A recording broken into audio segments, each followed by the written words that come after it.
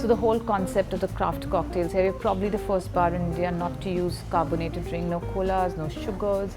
We're making our own syrups from natural forms of sugars and not processed sugar, especially because the cocktails have been revisited through our lens of everything local, seasonal, and a lot of it indigenous. Hi there, we're gonna start with the curated right now.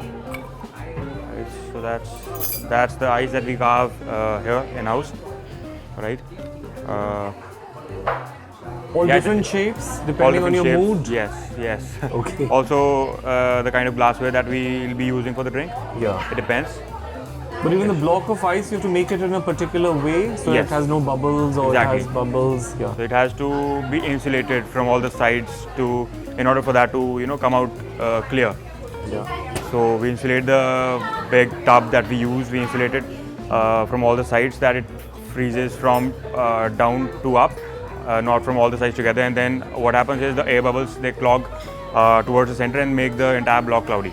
That doesn't happen here. We started the freezing starts from bottom to top, and then everything that is the air particles and all of that, they are on the top. So we can remove just that, and Oh, the I see. bottom is Right. almost clear. So what is this drink? It's called curated, as in the word clarity with kale in it. Just like the drink, there is kale in the just like the name, there is kale in the drink, right? So what we do here is we take kale, sweet basil, contrast lime, and kaffir lime tincture. We mix all of it with a little bit of rice. We mix all of it with lime juice and raw sugar, and add a rice infused vodka in there. And then what comes out to be is a green color drink. But to remove that, we clarify it, because I wouldn't want to go to a bar and order a green color drink, right? So hence we wanted to clarify it.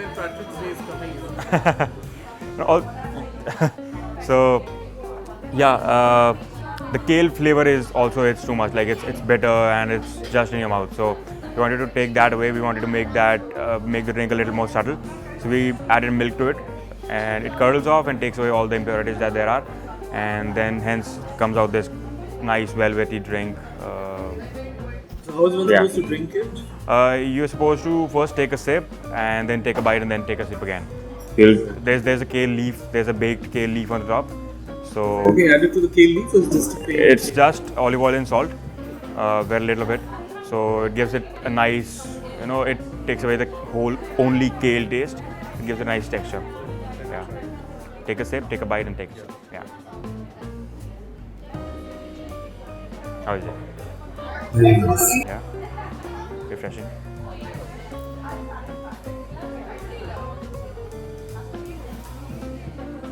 It's quite different. It's Yeah. like having two drinks. Exactly. And also what happens is people perceive that there's kale in the drink, so it'll be bitter, or maybe too much grassy, or some kind of kale flavor in there. So the kale flavor is rather very subtle, and it's grassy, yes, but it's good amount of it. It's not that you cannot drink it. It's not unpalatable. It's just good.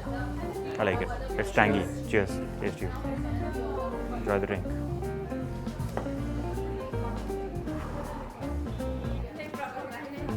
Tell me What is this drink? So this was the kava tea reduction that we make here.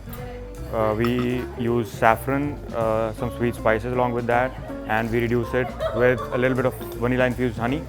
We reduce it over a very slow flame for about 6 to 7 hours. We measure the kind of reduction it has, and then that's about it.